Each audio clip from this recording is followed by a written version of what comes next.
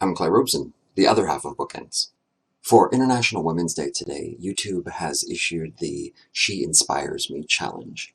So I figured it was a great opportunity for me to talk about Diana DiCostanzo and all of the many ways she inspires me. First and foremost, of course, is Bookends. Diana called me and invited me to create a duo project with her, and she had this budding idea of modeling on the last 5 years. I had just seen the last 5 years and loved the show a ridiculous amount. And so I jumped at the opportunity to work with her. Not only because it was her and because it was based on the last 5 years, but because no one had actually ever invited me to do a duo project before. So it was super exciting for me to kind of use something this challenging and this creative to tell stories, because ultimately singing and storytelling are the two things that both of us love to do, and we're telling it in a way that's not something you see every day. Diana also inspires me because she just packed up her entire life and moved to San Francisco to make something. She didn't know anybody and she didn't have anything here other than a job, and she created some awesome stuff. She joined up with Unscripted. She really helped us redefine how we look at musical improv and brought a significant Broadway vibe to the work that Unscripted does, making everything just a little bit better. I think that's kind of what she does everywhere. She makes everything just a little bit better. She's an avid dog lover and she's constantly working with shelters or just walking dogs. If you have not subscribed to her dog's Instagram account, I will put a link in the information section of this so that you can subscribe. But then after she came in and changed our whole world, she moved back to New York to try and make something there.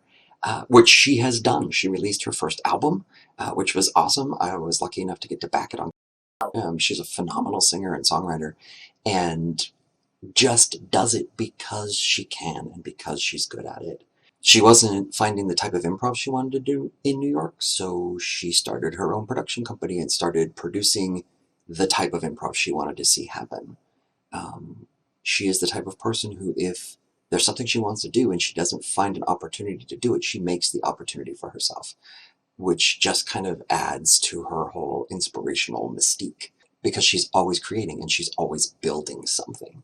I mean, she's the one that made Edinburgh happen. We were planning on looking at going next year, but she decided to go to the information session in New York City this year just to start gathering information. And one of the last venues she talked to happened to be producing the last 5 years as part of the festival, and the slot immediately following their production on the smaller stage was open. And she called me and was like, "Hey, do you think?" And of course, it was a sign. It was obviously a sign. And so I signed on, and here we are, and we were packing up and getting our things ready to go.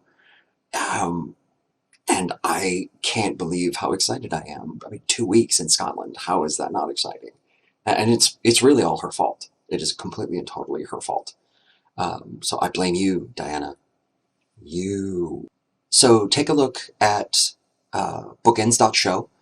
Take a look at our crowdfunding campaign. If you can support us, that would be amazing. If you can share this with your friends, that would also be amazing, because the more publicity we get, the more chance we have of making our funding goal, so that we're not draining our own savings accounts to make the entire thing happen.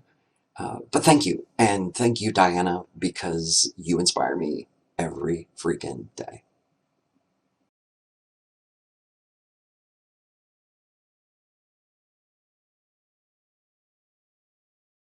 First and foremost, of course, COVID-19, don't touch your face.